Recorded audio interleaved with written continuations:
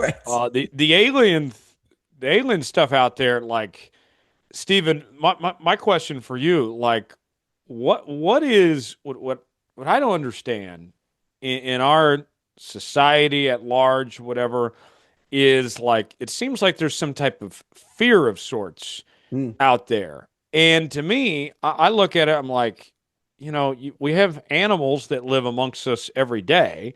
hmm. If there's aliens out there, like that doesn't change our lives. Like I don't understand the fear that people have here. That's a great point, and actually, it plays right to something that Dominic said when you guys brought me on, which is I'm right in the middle of producing this three-part series on the good, the bad, and the others.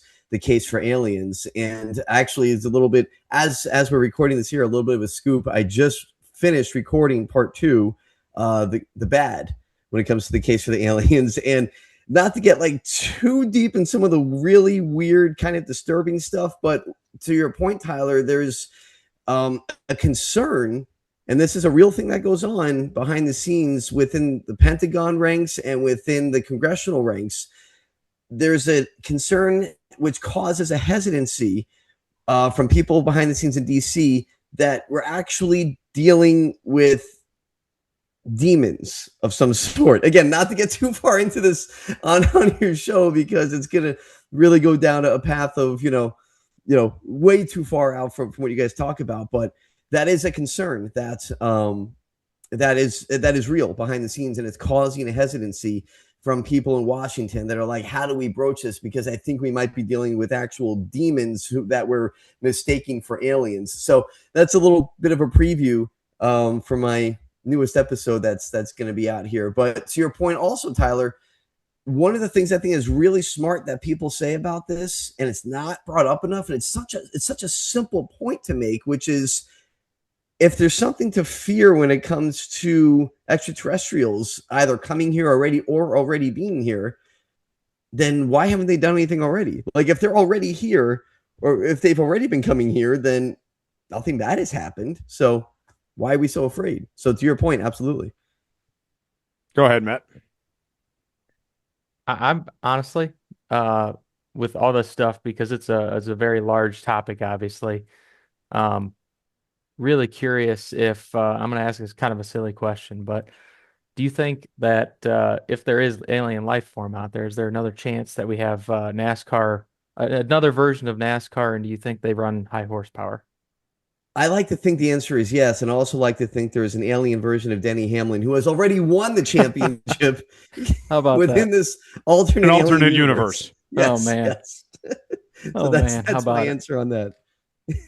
Absolutely. And so then in this other alien universe, Jeff Bodine is a multi NASCAR champion then. Yes, that's right. It's a whole different thing.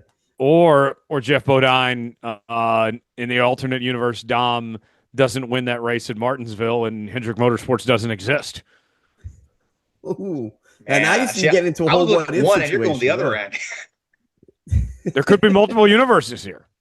Do you see, guys? Do you see now how easy it is to fall down the rabbit hole of this topic? There you go.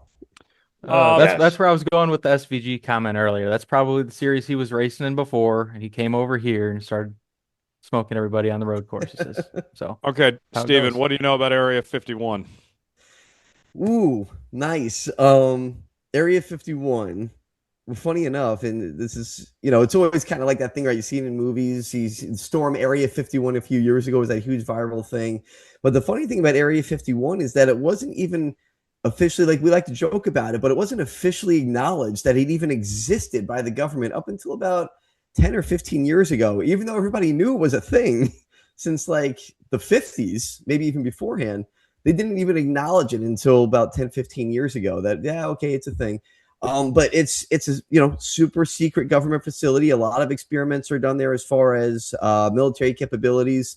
The SR-71 Blackbird was made there. The U-2 spy plane was made there. These things, the capability on these planes were just, it was like alien technology back in the 60s and 70s when these things were coming out.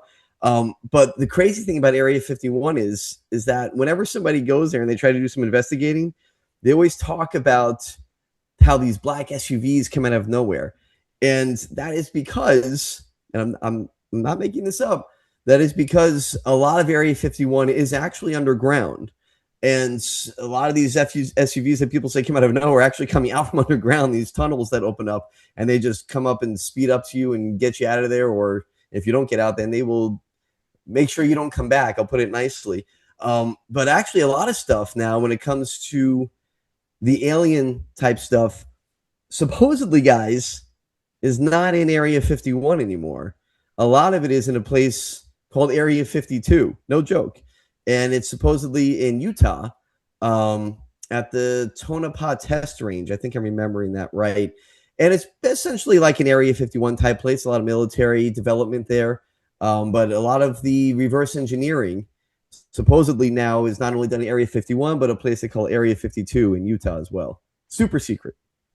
Fascinating to check out someday. I was actually going to ask you too. So I ended up staying back in Vegas a few days, kind of made a little family trip out of my wife's son, my mother-in-law. We're all out here for an extra few days. We contemplated the idea of going out to Rachel, Nevada and just making a day out of that too. But it ended up being, that was going to be a 2.5-hour drive one way from where we were at. But yeah, I did think of you on that. And as far as like northern Las Vegas and you start working into northern Nevada, is there a lot of cool stuff people can check out that way?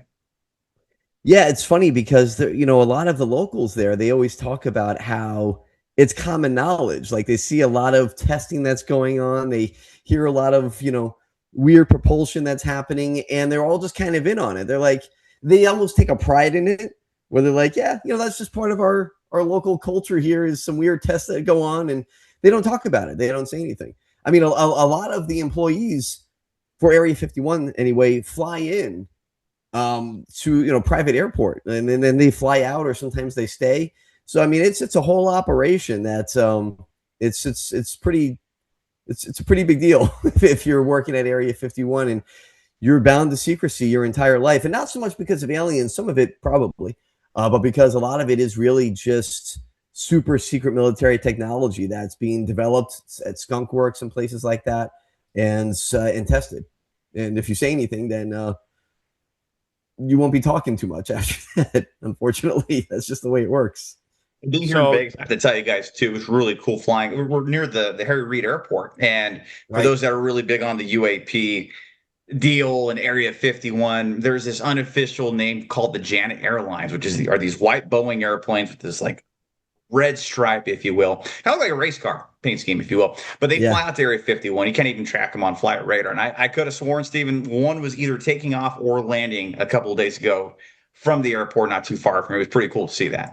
I believe it. Nice catch. We've seen. I am going to go here and bring this up, guys. The government has withheld documents when it comes to JFK, MLK, the Epstein files, and of course aliens as well. And we're sitting here on pins and needles, patiently waiting. Stephen, like, what of the people you've talked to and some of the research out there, what is kind of the intel we could potentially get at some point? Like, what do we put it this way? What is the government holding back from telling us? Some of it is kind of frustrating because there's a lot of declassified videos that I can speak to firsthand that I've seen. Not because I have some super secret access, but just I'm fortunate enough to have built relationships with people who have access to these videos, and they've trusted me with seeing these videos, again, declassified, so no one's going to jail. And there's no reason why they shouldn't put these out. I mean, they show some pretty incredible stuff that if people would see it, but I can just tell you right now, one of the things that I've seen that I'm trying to put out to the public, and hopefully you guys can see this one day, is, again, declassified, so I can talk about it. I want to keep saying that, is a video of this sphere UFO, like an orb, but it's broad daylight. It's flying over a city, and then it's kind of shape shifts a little bit, and then it splits into two, and then they both keep flying. And I'm like, that's one of the craziest things I've ever seen.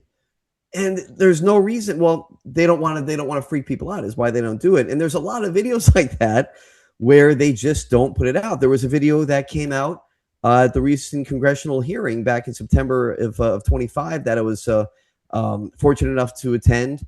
And the congressman that Dominic mentioned, Eric Burlison from Missouri, he was given a video from an anonymous whistleblower that showed, and this was an authentic video, that showed what's called a Hellfire missile. You guys familiar with a Hellfire missile? So the Hellfire missile was made to be essentially armor piercing. It's made to blow up tanks. It's really what it was made for. So it's very powerful. And this Hellfire missile is shot. It's a drone video. So it's a video shot from a drone. And it shows this bright orb. It's flying over a body of water in the Middle East, over by Yemen, I believe. And one of the drones was on mission going towards Yemen. And they decided, hey, this thing is entering the battlefield. Go after it. They shoot a Hellfire missile at this bright light, and it bounces off. It bounces off the craft, and this thing keeps on flying. So you have this missile that was made to blow up tanks that bounced off whatever this thing was. So there's, and I tell this story to illustrate what's been put out there and some of the things that haven't been put out there that are very easily viewable, but the government just continues to hold these things back because they don't want to freak people out. Is my thinking. Other people say is that they don't want to, reveal the apparatuses that they're using to record, but I think that's an excuse. So I hope that answers the question. There's a lot of crazy things I've seen in my lifetime. I can only imagine some of the things that you've had the privilege to watch, but I'm curious because probably the craziest thing I think that's happened in our lifetimes is AI. So what do you think we should be more afraid of? Kind of jumping off that topic earlier, AI or aliens? I'd go with AI because we're the ones controlling it. and so since we're us humans are the ones controlling AI, we're just kind of we become like kids playing Nintendo 64 for the first time. It's like, ooh, I wonder what I can do with this, and before you know it, it's just completely out of control. So and kind of going back to Tyler's point earlier, if there was something happening where working off the theory that aliens are here or they're visiting or whatever it might be, if they haven't done anything already or shown any threat already, I'm more concerned with the evolution of AI, because to me that seems a little bit more Wild West-ish, out of control.